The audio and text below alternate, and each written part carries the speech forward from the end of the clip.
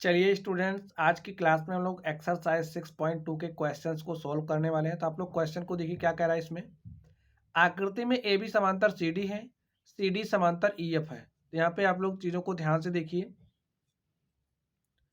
यहाँ पे जो आपको ए बी दिख रहा है, ए जो ए बी है ए समांतर है सी डी के, और हमें आगे दिया है जो सी डी है वो समांतर है ई एफ के। तो यहाँ पे ये जो आपको सी डी दिख रहा है ए सी डी समांतर है ई एफ के।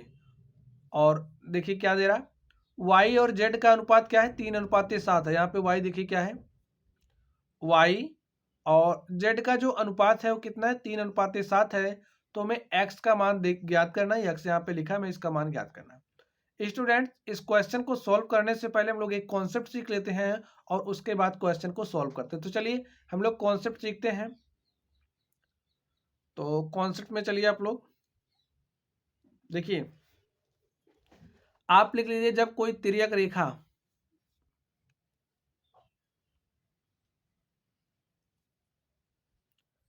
जब कोई तिर्यक रेखा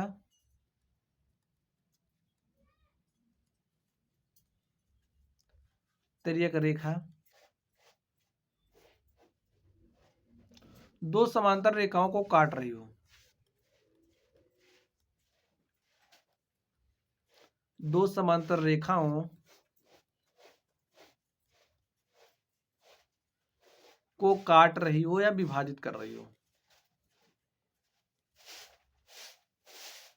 को विभाजित कर रही हो। तो क्या होता है स्टूडेंट्स, इस बात को आप लोग समझिए। विभाजित कर रही हो, हेडिंग बना लीजिए। तो चलिए हम लोग लाइन ड्रॉ करते हैं। उस समझिए, ये कोई एक समांतर रेखा है और ये दूसरी समांतर रेखा है, और इन दोनों समांतर रेखाओं को एक तिर्यक रेखा है एल एम, और ये कुछ इस तरीके से काट रही है। चलिए इसको हम नाम दे देते हैं। ए रेखा हमारी ए बी है, क्या है, ए बी है, और ए रेखा क्या है, सी डी है। स्टूडेंट्स, अगर आप लोग इस क्वेश्चन को इस कॉन्सेप्ट को सीख ले जाएंगे तो क्वेश्चन को आप लोग इजीली कर ले जाइएगा। तो ए हमारा क्या है, एल एम है। एल एम समांतर रेखा ए बी और सी डी को कुछ इस तरीके से काट रही है। यहाँ पे देखिए कुछ एंगल बन रहा है, ए एंगल बना, तो एंगल्स को हम लोग नाम दे देते हैं। चलिए इसको हमने नाम दिया क्या, एंगल 1, इसका नामकरण करिए। इसको हमने 2 कहा, और इसको हमने 3 कहा, और इसको हमने क्या कहा, 4 कहा। चलिए नेक्स्ट देखिए, इसको हमने नाम दिया 5, इसको हमने नाम दिया 6, और इस एंगल को हमने नाम दिया 7, और यहाँ पे जो एंगल बना इसको हमने नाम दिया 8। तो यहाँ पर हमारे कुछ कोण बराबर होंगे, जो कोण बराबर होंगे उनको हम लोग लिख के समझ लेते हैं। सबसे पहला शीर्षाभिमुख कोण क्या होंगे, बराबर होंगे। तो आप लोग शीर्षाभिमुख कोण को भी समझ लीजिए।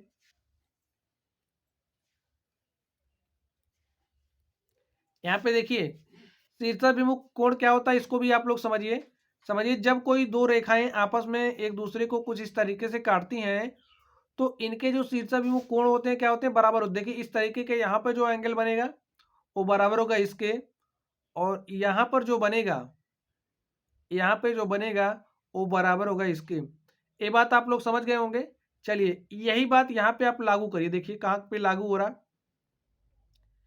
ए रेखा ए बी है, और इस ए बी को एल एम कुछ इस तरीके से काट रहा है।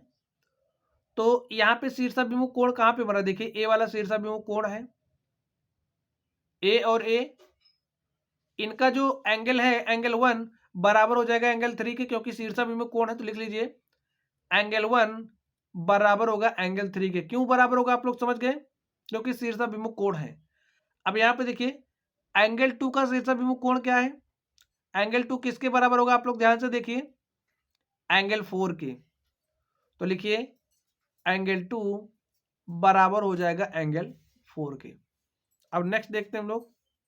यहाँ पे देखिए यहाँ पे ये जो एंगल 5 है, एंगल 5 देखिए किसके बराबर होगा, एंगल 7 के। तो यहाँ पे लिखिए एंगल 5 बराबर हो जाएगा एंगल 7 के।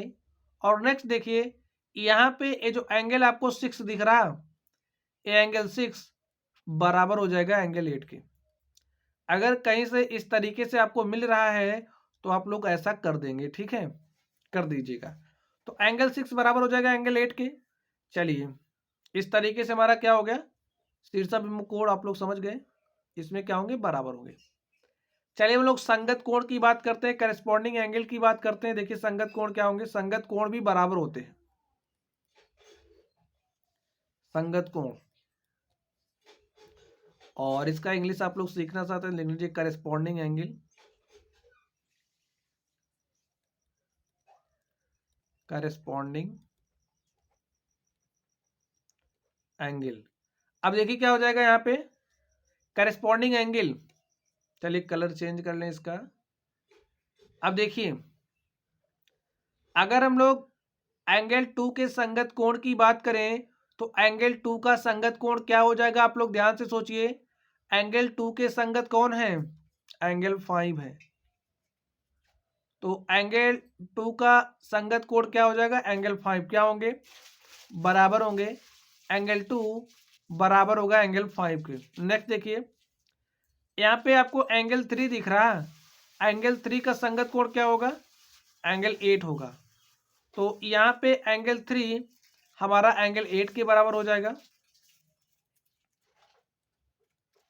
नेक्स्ट देखिए, चलिए इस तरफ देखिए, एंगल 1 के अगर हम लोग संगत कोण की बात करें तो एंगल 1 का संगत कोण क्या हो जाएगा, देखिए यहाँ पे जो एंगल 1 है इसका संगत कोण क्या होगा, एंगल 6 होगा। एंगल 1 का संगत कोण एंगल 6 होगा। तो लिखिए यहाँ से एंगल 1 बराबर हो जाएगा एंगल 6 के। और आप लोग नेक्स्ट देखिए, अगर हम लोग एंगल 4 के संगत कोण की बात करें तो एंगल 4 का संगत कोण क्या हो जाएगा, एंगल 7। ये बात स्टूडेंट्स आप लोगों को समझ करके चलना है। एंगल 4 बराबर हो जाएगा एंगल 7 के। चलिए हम लोग नेक्स्ट बात कर लेते हैं। नेक्स्ट हमारे पास होता है एकांतर कोण। एकांतर कोण भी क्या होते हैं, बराबर होते हैं। अब स्टूडेंट्स आप लोग देखिए एकांतर कोण, एकांतर कोण भी क्या होते हैं, बराबर होते हैं।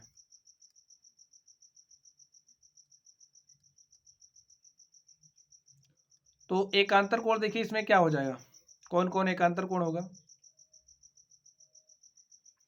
तो आप लोग ध्यान से देखिए।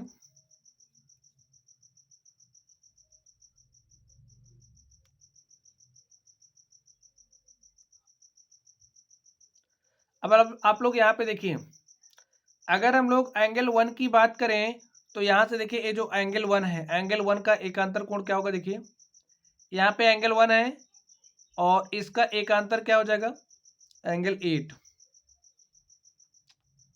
समझ गए स्टूडेंट्स आप लोग, एंगल 1 बराबर होगा एंगल 8 के। ये बात आपको समझ करके चलना है, ये आपके लिए बहुत काम आने वाला है। एंगल 1 बराबर हो जाएगा एंगल 8 के। अब आप लोग नेक्स्ट समझिए, यहाँ पे एंगल 4 आपको दिख रहा है, ये जो एंगल 4 है इसका एकांतर कोण क्या होगा, एंगल 5 होगा। चलिए इसको यहाँ पे लिखते हैं, angle 4 is equal to angle 5 के होगा। आप लोग एक बात ये भी देख सकते हो, ये जो एंगल 4 है क्या है, इनसाइड है, और एंगल 5 यहाँ पे आपको क्या दिख रहा है, अंदर साइड है, अंदर तरफ है। चलिए भी इसकी बात बाद में करते हैं। तो एंगल 1 बराबर हो जाएगा एंगल 8 के और एंगल 4 बराबर हो जाएगा एंगल 5 के, क्योंकि क्या ऐसे कोण है, एकांतर कोण है। चलिए नेक्स्ट देखिए, और यहाँ पे आपको एंगल 2 दिख रहा, ये जो एंगल 2 है, ये जो कोण 2 है, ये बराबर हो जाएगा किसके, 7 के। तो लिखिए एंगल 2 बराबर होगा एंगल 7 के। और यहाँ से देखिए ये जो एंगल 3 है, ये एंगल 3, ये एंगल 3 बराबर हो जाएगा एंगल 6 के। क्यों, क्योंकि एकांतर कोण है। तो शीर्षाभिमुख कोण क्या है, संगत कोण क्या है, एकांतर कोण क्या है, आप लोग समझ गए होंगे। चलिए अब इसे हम लोग क्या कहेंगे और इसे हम लोग क्या कहेंगे, देखिए ए बाहर की तरफ है ना, एंगल 1 भी बाहर है, एंगल 8 भी बाहर है, यहाँ पे देखिए एंगल 2 भी बाहर है, एंगल 7 भी बाहर है। तो स्टूडेंट इसे हम लोग क्या कहेंगे, आप लोग समझ लीजिए इसको। इसे हम लोग एकांतर अंतः को, इसे देखिए एंगल 1 और यहाँ पे एंगल 8 बाहर की तरफ है, तो इसे क्या कहेंगे आप लोग यहाँ पे राइट कर लीजिए, एकांतर बाहर की तरफ है बाह्य कोण, ठीक है, क्या कहेंगे, एकांतर बाह्य कोण, एकांतर बाह्य कोण, अल्टरनेट एक्सटीरियर एंगल, और इसे क्या कहेंगे स्टूडेंट्स, आप लोग यहाँ पे राइट कर लीजिए। ये देखिए अंदर की तरफ है ना, यहाँ पे देखिए एंगल 4 एंगल 5 अंदर है ना दोनों, इसे एकांतर अंतः कोण कहते हैं, ये बात आप लोग समझ जाइए, एकांतर अंतः कोण।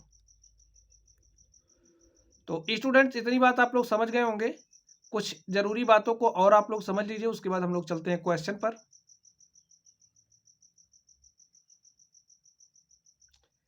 चलिए यहाँ पे थोड़ी सी हम लोग और बात कर लेते हैं। हमने रैखिक युग्म के बारे में आपको बता दिया है, जैसे कोई रेखा है, उस रेखा पर जो कोण बनता है वो कितना डिग्री का होता है, 180 डिग्री का होता है, आपको पता है। यहाँ पे ये बात भी आप लोग समझ लीजिए। यहाँ पे देखिए ये जो रेखा ए बी है, इस रेखा ए बी पर यहाँ पे एंगल बन रहा है, देखिए यहाँ पे एंगल बन रहा है, तो यहाँ से एंगल 1 प्लस एंगल 2 की अगर हम बात करें तो ये हो जाएगा 180 डिग्री। इसी तरीके से यहाँ पे देखिए इस रेखा पर बना कोण 180 डिग्री होगा, इस रेखा पर देखिए ए बी पर यहाँ भी तो कोण बन रहा है, इसका योग कितना होगा 180 डिग्री, तो यहाँ से आप लिख सकते हो एंगल 3 प्लस एंगल 4 क्या हो जाएगा 180 डिग्री। इसी तरीके से देखिए ए भी तो रेखा है, यहाँ पे ये जो एल एम है ये भी तो रेखा है, इस पर भी 180 डिग्री का कोण बनेगा, angle 1 plus angle 4 is equal to हो जाएगा 180 डिग्री के। अब आप यहाँ पे देखिए, यहाँ पे एंगल 2 प्लस एंगल 3 कितना हो जाएगा, angle 2 plus angle 3 is equal to क्या हो जाएगा 180 डिग्री।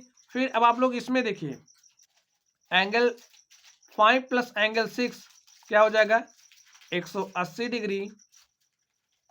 नेक्स्ट देखिए एंगल 7 प्लस एंगल 8 क्या हो जाएगा, एंगल 7 प्लस एंगल 8 ये हमारा इक्वल होगा 180 डिग्री के। रेखा पर कोण बन रहा है उसका योग, रेखा पर बनने वाला कोण कितना होता है 180 होता है ना, ये भी 180 डिग्री होगा, ये बात आपको समझ करके चलना है। चलिए यहाँ पे देखिए अब ये रेखा एल एम है, इस पे क्या बन रहा है 6 7, तो एंगल 6 प्लस एंगल 7 भी क्या हो जाएगा 180 डिग्री होगा। और यहाँ पे देखिए एंगल 5 प्लस एंगल 8, लिखिए एंगल 5 प्लस एंगल 8 ए क्या हो जाएगा, ए भी हो जाएगा 180 डिग्री। अब आप लोग नेक्स्ट देखिए, देखिए इसी रेखा एल एम पर, इसी रेखा एल एम पर आप लोग ध्यान से देखिए, यहाँ पे ये जो रेखा एल एम है इस पर क्या बन रहा है, एंगल 4 भी बन रहा है और यहाँ पे एंगल 6 बन रहा है, इसी रेखा पर बन रहा है, तो इसका योग भी क्या हो जाएगा angle 4 plus angle 6 is equal to 180 degree. अब यहां से देखिए इसी रेखा पर एंगल 1 बन रहा है और यहां पर देखिए एंगल 7 है, क्या हो जाएगा इसका सम 180 डिग्री।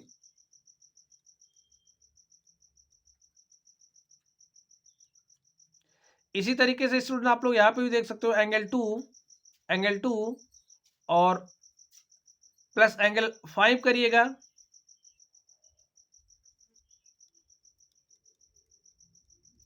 इस तरीके से जहां भी आपको मिलेगा आप लोग राइट कर सकते हो, ठीक है। और एंगल 3 प्लस एंगल आप 8 करोगे तो ये भी कितना हो जाएगा 180 डिग्री।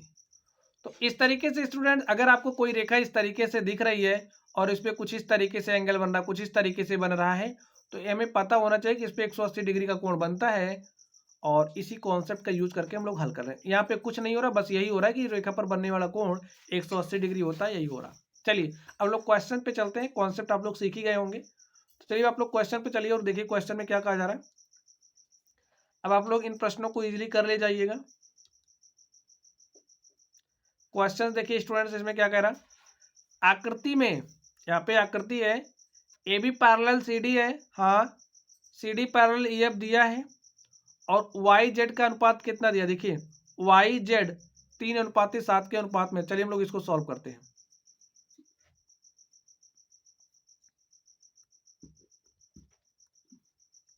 सॉल्यूशन देखिए क्या हो जाएगा, हमें y और z का अनुपात दिया है, तो हम मान ले रहे हैं यहां से, माना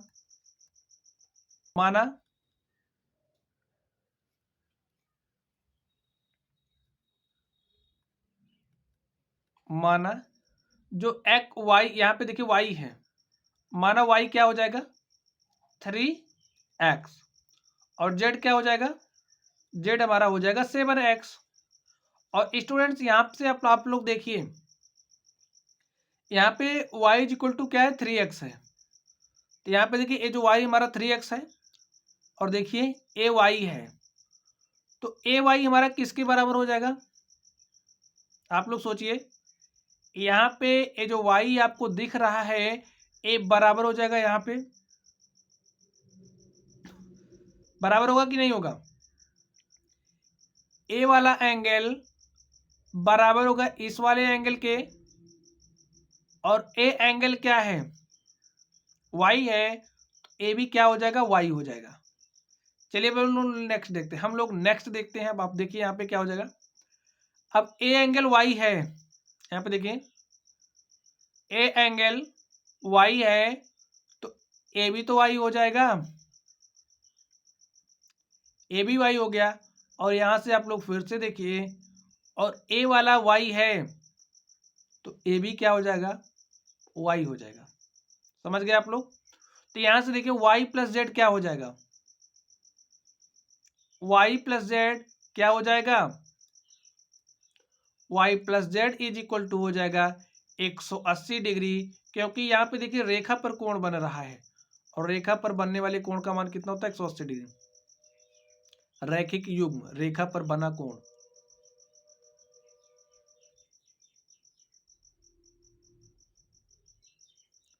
रेखा पर बना कोण, और यहां से देखिए y है क्या 3x, यहाँ पे 3x राइट कर दे, z क्या है, z है 7x, तो यहाँ से 7x लिख दीजिए, यहाँ पे हो जाएगा 180 degree, 3 7 10x is equal to 180 degree, और यहाँ से कैपिटल X क्या आ गया 18 डिग्री, कैपिटल X हमारा कितना आ गया 18 डिग्री। तो यहाँ से देखिए y का मान क्या हो जाएगा, y का मान हो जाएगा 54 डिग्री, और देखिए 18 को 3 से मल्टीप्लाई करोगे तो 54 हो जाएगा, और जेड देखिए क्या हो जाएगा 7 गुणे में 18, और 7 गुणे 18 करिएगा कितना हो जाएगा 18 7 8 56 के 6 हासिल 5 7 1 के 7 5 12 126 डिग्री आ गया जेड। हमें चाहिए मान एक्स का। अब आप लोग यहाँ पर देखिए, यहाँ पे X plus Y is equal to 180 degree होगा कि नहीं होगा, देखिए लिखिए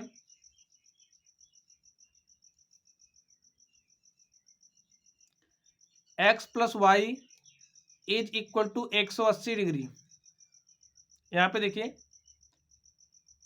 X plus Y is equal to 180 degree हो जाएगा।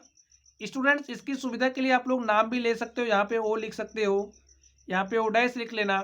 तो एंगल लिखिए, देखिए किस तरीके से एंगल ए, यहाँ पे लिखना angle A O F plus angle, यहाँ पे आप नाम दीजिएगा, और देखिए बी ओ एफ, इस तरीके से लिख सकते हो। चलिए हम इसको नाम दे दे रहे हैं, ठीक है, हमारा क्या है ओ है, यहाँ पे जहाँ प्रतिच्छेद कर रही ए ओ है, तो यहाँ से एंगल ए ओ और एफ प्लस एंगल देखिए यहाँ से बी ओ एफ, इस तरीके से आप नाम देकर भी कर सकते हो। B O F is equal to क्या हो जाएगा 180 डिग्री के, और एंगल ए ओ एफ का मान क्या है, देखिए ए ओ एफ का मान क्या है, यहाँ से देखिए एक्स है, बी ओ एफ का मान क्या है वाई वाई है, तो यहाँ से X plus Y is equal to 180 degree हो गया, क्योंकि रेखा पर कोण बढ़ रहा है, तो इसके इसलिए इनका जो सम होगा 180 डिग्री होगा। अब देखिए हमें y का मान हमारे पास है, तो y का मान आप इसमें रख दीजिए।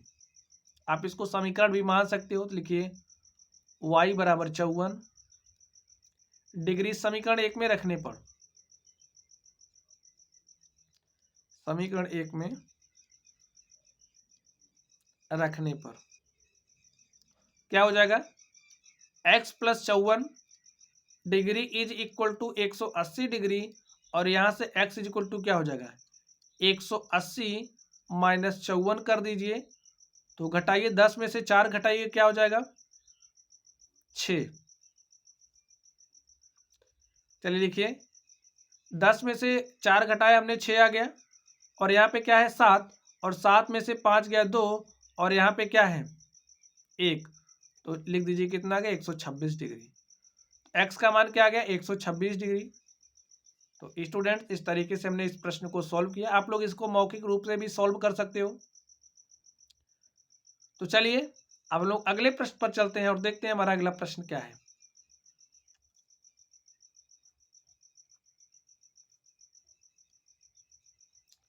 आप लोग इस क्वेश्चन को देखिए।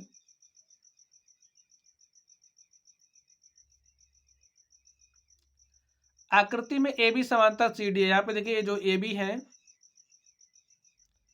ये ए बी समांतर है किसके, सी डी के। और क्या दे रहा है E F perpendicular C D. ये जो आप ई एफ देख रहे हो, ये ई एफ क्या है परपेंडिकुलर है, लंब है किस पे, सी डी पे, इस पे परपेंडिकुलर है। यहाँ पे 90 डिग्री का एंगल बन रहा है, तो यहाँ पर भी 90 डिग्री का ही एंगल बनेगा, ये आपको समझना है। एंगल जी ई डी देखिए कहाँ पे, जी ई डी कितना है 126 डिग्री, जी ई डी कितना 126 डिग्री, इतना 126 डिग्री बन रहा है। हमें एंगल ए जी ई बताना है। देखिए क्या बताना है, एंगल ए जी ई क्या होगा, हमें इसको बताना है। Angle G F E, angle यहाँ पे क्या है,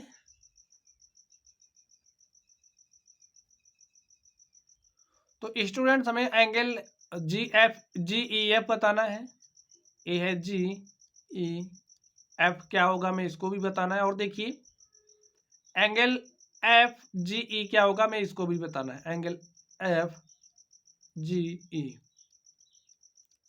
तो चलिए हम लोग इसको सॉल्व करते हैं। हमें जो डेटा दिया हम लोग इसको लेकर के हल करते हैं। यहाँ पे देखिए हमें कितना दिया है 126 डिग्री, इतना है कितना 126 डिग्री है। तो आप लोग सोचिए रेखा पर बनने वाले कोण का योग कितना कोणों का योग कितना होता है 180 डिग्री। यहाँ पे इस रेखा सी डी पर देखिए ए जो पूरा एंगल बनेगा यहाँ से यहाँ तक, यहाँ से यहाँ तक कितना बनेगा 180 डिग्री, और 180 में से यहाँ पे देखिए 126 बन चुका है, 126 बन गया। तो 126 बन गया, तो 180 में से अगर हम 126 घटा देंगे तो हमें ये जो बचा वाला कोण है ये मिल जाएगा कि नहीं मिल जाएगा, आप लोग इसको सोचिए। मिल जाएगा, तो निकाल लीजिए एंगल सी ई जी हमारा क्या हो जाएगा, लिखिए एंगल सी ई जी हमारा क्या हो जाएगा 180 में से घटाइए 10 में से 6 घटाया 4 आ गया, 7 में से 2 घटाया हमने 5 आ गया। तो यहाँ से हमारे पास क्या आ गया, देखिए 10 में से हमने 6 घटाया तो 4 आ गया, और यहाँ पे बचा 7।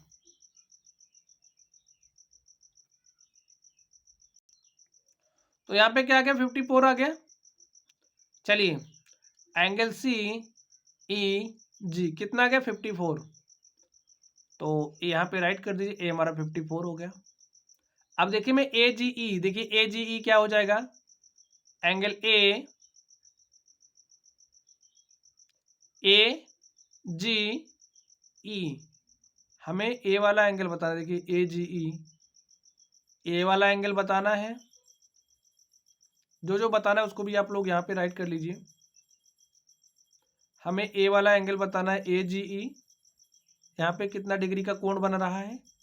और देखिए एफ जी ई, एफ जी ई, यानी कि ए वाला एंगल बताना है।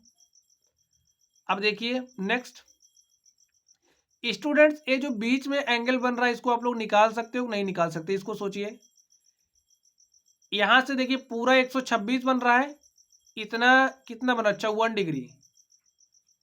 अगर हम लोग 126 में से देखिए 126 में से 54 डिग्री घटा दे तो हमें ये वाला एंगल मिल जाएगा।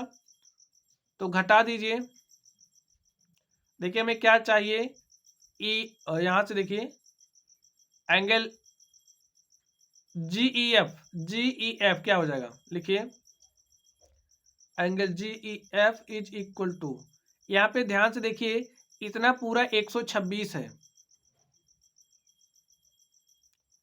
और इतना 54 डिग्री है।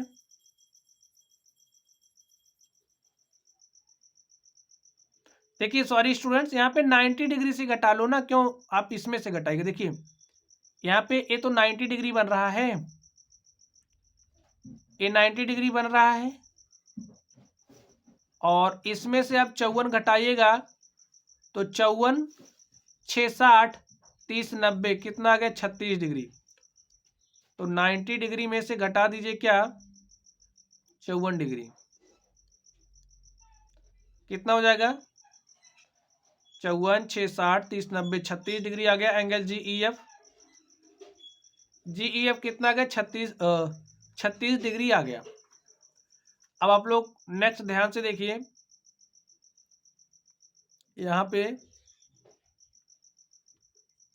अब स्टूडेंट्स आप लोग यहाँ पर ध्यान से देखिए, इसको अगर हम लोग यहाँ पे जो हमारा जी है इसको हम थोड़ा आगे बढ़ा दें, इस तरीके से देखिए क्या हो जाएगा, हमारे पास किस तरीके की कंडीशन बनी, इस तरीके से समांतर रेखा को कोई तिर्यक रेखा काट रही है। अब ए वाला जो एंगल है वो बराबर हो जाएगा इस एंगल के, बराबर होगा कि नहीं होगा? देखिए अंतः एकांतर कोण बन रहा, देखिए ए वाला जो एंगल है बराबर हो जाएगा इसके, तो ए 54 है ए भी 54 हो जाएगा। और हम लोग जानते हैं, क्या जानते हैं आप लोग बताइए,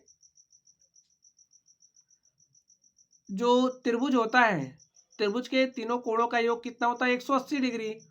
तो यहाँ पे 54 डिग्री बन गया, यहाँ पे 36 डिग्री बन गया, तो एक कितना हो जाएगा 54 6 60 30 90, ये भी कितना हो जाएगा 90 डिग्री।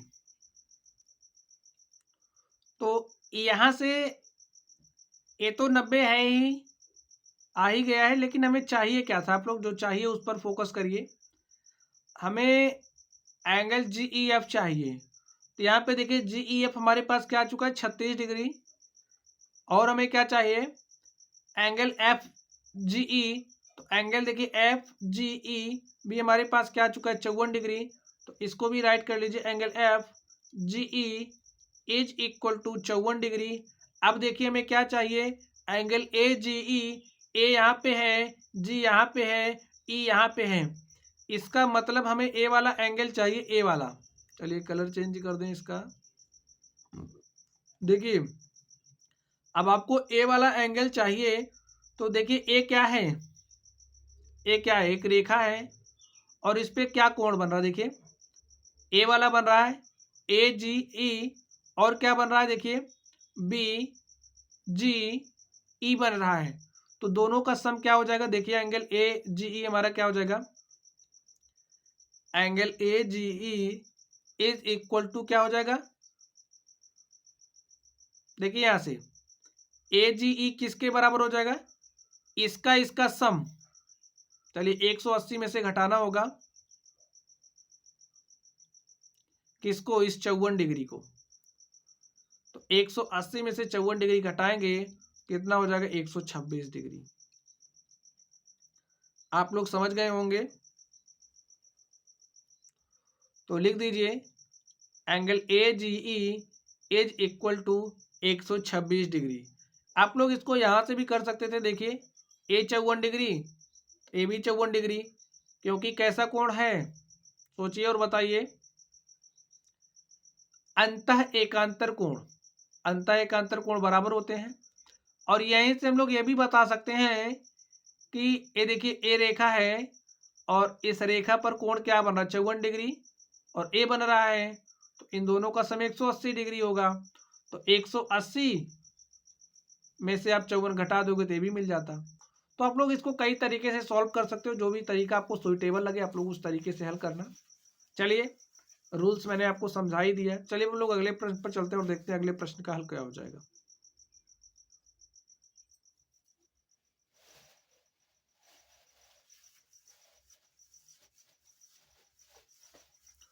तो स्टूडेंट्स, आप लोग इस प्रश्न को ध्यान से देखिए, इसमें क्या कहा जा रहा है आप लोग उसको पढ़िए और पढ़ने के बाद हल करिए।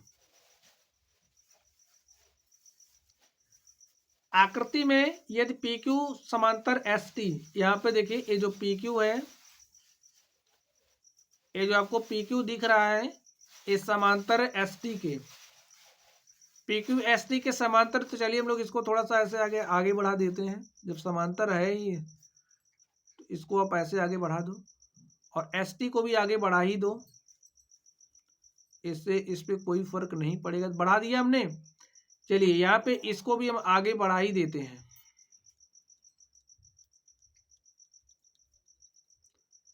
तो चलिए इसको भी थोड़ा सा आगे बढ़ा दें। अब देखिए क्या कह रहा, angle P Q R is equal to 110 degree. P Q R is equal to 110 degree हमें दिया है। नेक्स्ट देखिए, angle R S T is equal to 130 degree. R कहाँ पे है, R S T is equal to 130 degree यहाँ पे दिया है। और हमें दिखाना क्या है, आप लोग यहाँ से देखिए, हमें सॉल्व क्या करना है, हमें निकालना क्या है, angle Q R S. Q R S कहाँ पे, देखिए क्यू आर एस, यानी कि हमें ए वाला एंगल चाहिए। तो स्टूडेंट देखिए, यहाँ पे भी हम लोग कुछ ऐसा कर सकते हैं कि नहीं कर सकते, कर दीजिए। और इस रेखा को हम थोड़ा इस तरीके से कर सकते हैं क्या, नहीं कर सकते, कर सकते हैं। इसको भी ऐसे बाहर निकाल ही दीजिए। इसके ए सीधी लाइन है इस तरीके से, ठीक है। चलिए अब आप लोग ध्यान से देखिए, एक 110 डिग्री है और यहाँ पे ए हमें कितना दिया है, 130 डिग्री। जब ए 130 डिग्री है, ध्यान से देखिए, ए 130 डिग्री है तो ए कितना हो जाएगा, ए भी 130 डिग्री हो जाएगा। क्यों, क्योंकि देखिए इसका एकांतर कोण तो यही है। तो जब ए 130 हो गया तो ए कितना हो जाएगा, ए भी 130 डिग्री हो जाएगा क्योंकि शीर्षाभिमुख कोण है। अब ध्यान से देखिए, अब जब ए 130 डिग्री हो चुका है, आप लोग यहां पर देखिए, ए 130 है ना, और ए रेखा इसको कुछ इस तरीके से काट रही है। तो यहां पर आप लोग ध्यान से देखिए, ए 130 डिग्री है तो पूरा एंगल ए कितना बनेगा, आप लोग ध्यान से देखिए, पूरा इतना कितना बनेगा, अंतः एकांतर कोण। देखिए ए बराबर हो जाएगा इसके, तो ए कितना हो गया, 130 डिग्री हो गया। अब देखिए हमें ए वाला निकालना है ना स्टूडेंट्स, तो ए पूरा इतना 130 आ गया, इसको राइट कर लो, ए पूरा इतना हो गया 130 डिग्री। अब यहाँ पे देखिए ए इतना 110 डिग्री है, तो ए वाला जो एंगल है, ए वाला आप देखिए, ए बराबर किसके हो जाएगा, ए वाला एंगल ए बराबर इसके हो जाएगा। अब आप लोग ध्यान से इस रेखा को देखिए, देखिए ए जो रेखा है इस पे 110 डिग्री का कोण बन चुका है, तो बचा कितना है, आप लोग यहां से देख ही लीजिए, पी क्यू आर प्लस, यहां से देखिए पी क्यू आर हो गया, इसको हम कोई नाम दे दें ए बी, ठीक है। पी क्यू आर, और यहां से देखिए ए आर क्यू किसके बराबर होगा, 180 डिग्री के बराबर हो जाएगा। तो यहां से पी क्यू आर में क्या दिया, 110 डिग्री दिया है, यहां पे लिख लो 110 degree plus angle A R Q is equal to क्या हो जाएगा, 180 डिग्री। तो यहां से एंगल ए आर क्यू क्या हो जाएगा, 180 डिग्री माइनस 110 डिग्री, और 180 में से 110 घटाएगा तो यहाँ पे 70 डिग्री आ जाएगा। अब आप लोग फिर से ध्यान से देखिए, यहाँ पे एंगल ए आर क्यू यानी कि ए वाला जो एंगल है ये कितना डिग्री आ चुका है, 70 डिग्री। अब हमें ए वाला चाहिए और इतना पूरा हमें पता है, देखिए इतना पूरा हमें पता है।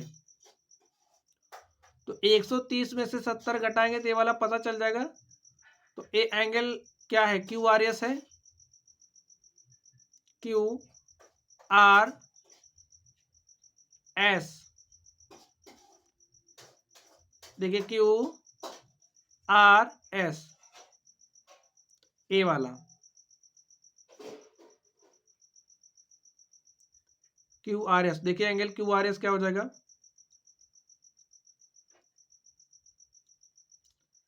इस 130 में से इस 70 को घटाएंगे तो बीच वाला ब्लू वाला मिल जाएगा।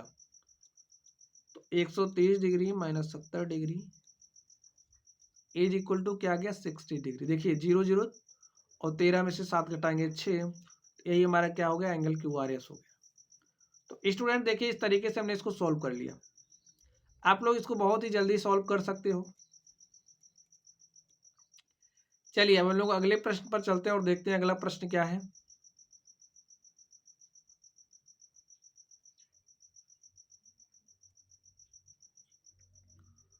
तो आप लोग इस क्वेश्चन नंबर 4 को देखिए, इसमें क्या कहा जा रहा है। आकृति में यदि A B parallel C D है, यहाँ पे देखिए ये जो आपको ए बी दिख रहा है ये समांतर है किसके, सी डी के। Angle A B Q is equal to 50 degree, तो राइट कर लीजिए angle A B Q is equal to 50 degree. और नेक्स्ट देखिए angle P R D is equal to 127 degree दिया है। तो x और y निकालना है। जहाँ पे देखिए ए जो y आपको दिख रहा है हमें ए निकालना है, और यहाँ पे जो x आपको दिख रहा है ए निकालना है। तो आप लोग ध्यान से देखिए, ए रेखा इसके समांतर है, हमें दिया है इसके समांतर है। तो यहाँ पे ए वाला जो एंगल है, ध्यान से देखिए ए वाला जो एंगल है इसमें आप लोग लिखने से ज्यादा समझने पर ध्यान दीजिए, क्योंकि अगर आप लोग समझ करके करोगे तो आप लोग बिना कुछ लिखे ही बता दोगे कि कौन सा आंसर होगा। ठीक है, आंसर क्या होगा इसका, या फिर थोड़ा बहुत कैलकुलेशन आपको करनी पड़ेगी। यहाँ पे देखिए इसको थोड़ा सा ऐसे आगे बढ़ा दो। अब लग रहा ना कोई तिर्यक रेखा काट रही, इसको भी ऐसे कर दो, ना समझ में आए तो ऐसे कर दो। अब देखिए ए हमारा पी क्यू क्या है, पी क्यू ए बी और सी डी को कुछ काट रही है। तो यहाँ पे क्या हो जाएगा, ए वाला जो एंगल है वो बराबर होगा हो जाएगा इसके एकांतर कोण है, अंतः एकांतर कोण है। तो x इज इक्वल टू यहाँ से क्या हो जाएगा 50 डिग्री। अब यहाँ पे देखिए ए 127 डिग्री का एंगल बन चुका है इस रेखा पर। देखिए इतना पूरा कितना होगा, 180 डिग्री होगा, 180 डिग्री होगा। 180 में से 127 डिग्री का कोण बन चुका है। अब बचा हुआ कितना बनेगा, जो भी कोण बचा हुआ होगा वही बनेगा। तो 180 में से 127 घटा दीजिए तो क्या हो जाएगा, 10 में से 7 गया 3, और यहाँ पे बचा 7, 7 में से 2 गया क्या हो जाएगा 5। तो यहाँ पे कितने डिग्री का कोण बनेगा, देखिए ए वाला हमारा कितना हो जाएगा, राइट कर दीजिए यहाँ पे, चलिए यहाँ पे राइट करिए, हमें मिल गया ना कितना डिग्री का बनेगा,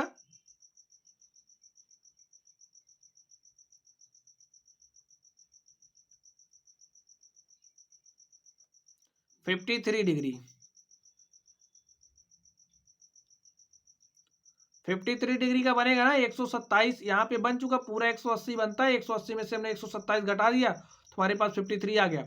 और यही क्या हो गया एंगल, देखिए ए वाला मिल गया। अब जब हमें ए वाला मिल गया तभी हम लोग इसको आसानी से निकाल सकेंगे, ये बात भी आपको समझना पड़ेगा, ठीक है। अब बिना इसके निकाले हम इसको नहीं निकाल सकते थे। देखिए हमारे पास ए आ गया और ए एक्स इक्वल, देखिए यहाँ पे कितना आ गया, 50 डिग्री आ चुका है। ए 50 डिग्री, 53 डिग्री, तो वाई क्या हो जाएगा, देखिए angle Y is equal to क्या हो जाएगा। हम लोग जानते हैं कि अगर हमारे पास कोई त्रिभुज होता है, देखिए कोई त्रिभुज होता है, इसमें जो कोण बनता है उसका योग कितना होता है, 180 डिग्री होता है। तो हमें ए मिल गया, ए मिल गया है, इन तीनों को आप जोड़ लीजिए, देखिए क्या हो जाएगा, इन तीनों का योग 180 डिग्री के बराबर हो जाएगा। तो जोड़ लीजिए, तीनों का योग किसके बराबर हो जाएगा, 180 डिग्री के। तो यहाँ पे एंगल 50, एक्स का मान 50 आया तो 50 degree plus 53 degree plus Y क्या है, वाई यहाँ पे राइट कर दीजिए, तीनों का योग क्या हो जाएगा, 180 डिग्री। अब यहाँ से देखिए 50 50 100 और 103 डिग्री, तो Y is equal to 180 degree minus 103 degree कर दो, क्या हो जाएगा, 10 में से 3 गया 7, और यहाँ पे क्या बचा है, यहाँ पे बचा 7, तो यहाँ पे 7 लिख दो। वाई इज इक्वल टू हमारे पास क्या आ गया, 77 डिग्री। देखिए स्टूडेंट इस तरीके से हमने निकाल लिया, तो यहाँ पे लिख दो वाई क्या आ गया, 77 डिग्री। तो हमें एक्स और वाई का मान निकालना तो हमारे पास आ गया, लिखिए अतः एक्स बराबर 53, एक्स बराबर क्या है 50 डिग्री, तथा वाई बराबर 77 डिग्री। तो स्टूडेंट्स आप लोग समझ गए होंगे, और जैसे जैसे इसको निकाला वैसे वैसे आप लोग लिख लेना। चलिए हम लोग अगले प्रश्न पर चलते हैं और देखते हैं अगले प्रश्न का क्या हो जाएगा।